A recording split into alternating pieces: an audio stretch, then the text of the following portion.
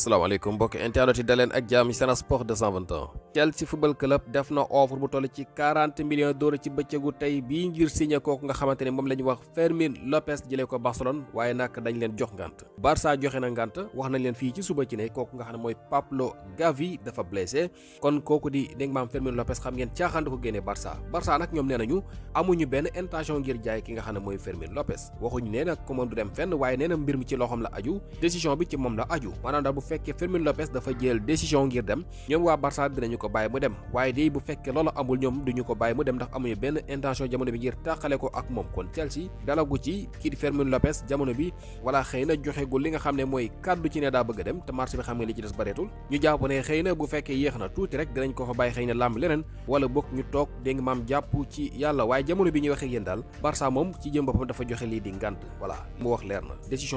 décision kooku di Fermin Lopez la maanaam mooy yor cëggal gu yëpp bu bëggee dem ñu bàyyi ko mu dem bu bëggee toog nag ñoom amuñu benn intention ngir jaay ko foofu bu ñu fa desee ba tey Espagne dañoo gis ne tey ji Atlético de Madrid da doon joué voilà dal di dégg nga maam match nul encore digganteem ak Deportivo Alaves mook Alaves ñoo match nul Atlético de Madrid bi nga xam ne voilà dal dinay génn toll ci 175 millions d'euros def ko ci transfert yi waaye day dañoo gis ne jamono bii ñu waxee ak yéen 14e place la ne ci li nga xam ne mooy championnat bi li ko waral mooy match yi nga xam ne joué gum na ko bi ñu dooree ba léegi gañëw ci benn Atlético de Madrid ñetti match la joué ñaari match nul benn défaite ndam daal déggagu ko kon jamono bii ñuy waxee ak yéen voilà suufe na lool te loolu nag li ko yóbbee mooy résultat yu bon te nag ñu gis ne def na transfert yu ama am solo man daal Atlético dama foog ne problème coach lañ am dañuy dem di jouer signé ay joueurs yu xarañ yu mën a football ñëw di leen xeexloo loolu nag nekk loo xam ne mënul wëy voilà joueurs yi nag maanaam am nañu am xarañte ñoo xam ne de jamono bii ñoo ngi fa dama jàpp ne daal mbir mi bu doxul changé coach da koy laaj ndax ki nga xam ne moom la ñuy wax dégg nga maam Diego Simeone yàgg na fa lool de donte ne def na fa ay jëloore gagné na ay Liga def na li nga xam ne mooy final Ligue des Champions ñaari yoon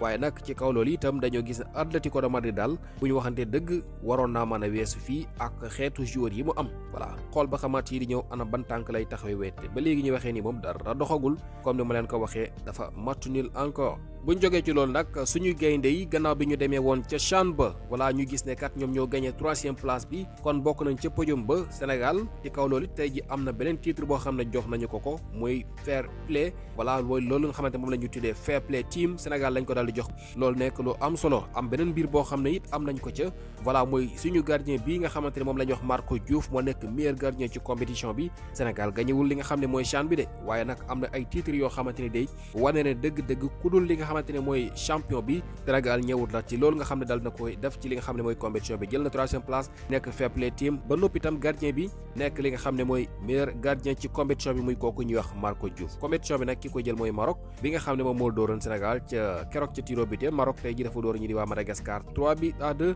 dégg nga maam daal di gagné compétition bi voilà mu ngi noonu 3-2 la daal di gagné li nga xamante ni ñoo di waa Madagascar kon Maroc ñooy champion ci li nga xamante ni mooy wàllum CHAN suñu gaynde yi ba tey kii di Iliman Ndiaye tey ji buteur la encore ak équipe boobu di Everton voilà moom nag jamono bii mel ni yaramam daa commencé tàng dañoo door rek moo commencé dugal bi mooy 2e bitam bu yéen fàttale ko keroog joué woon na dugaloon na but tey ji encore mu dugalaat moom kooku di Iliman Ndiaye ci match bu ñu doon am seen digganteeg Wolverhampton ñetti bal ci ñaar nag la ñoo ñu di waa Everton dal di dóor ñu di waa Wolverhampton match bi yombul woon waaye nag ci kaw loolu it ñu gis ki nga xamante ne moom la ñuy wax Jack Grealish ràññee ko ca lool moom tey ji defaat na 2 passes décisives xam ngeen keroog dafa joué def 2 passes décisives tey ji encore mu joué waat defaat 2 passes décisives kon jamono bi buñ la laaj meilleur passeur ci compétition bi di Premier League mu neel Jack Grealish la bi nga xam ne ñii di waa City soxlaatuñu ko dañ ko écarté woon sax ba mu dal di tànn dem foofu la di Everton leen de xam naa ko lii mu tàmbali ni de bu ko wéyalee coupe du monde moom dana ci dem ndax bu dee am temps de jeu rek la soxla ngir delluwaat ci équipe nationale bu Angleterre mbir mi mu ngi dox voilà 2 passes décisives tey ji buñ ko booleek la mu defoon 4 passes décisives la am kon moom di Jack Grealish Iliman Ndiaye bi tax la comme ni ma leen ko waxee moo nekk ñaareelu but bu mu dugal ren ji ci lii di compétition bi di Premier League ki nga xam ne moom la ñuy wax Marc Guéhi moom nag Liverpool daal dina defaat offre bu toll ci 35 millions de livres sterling accéléré mbiri nag da koo soxla léegi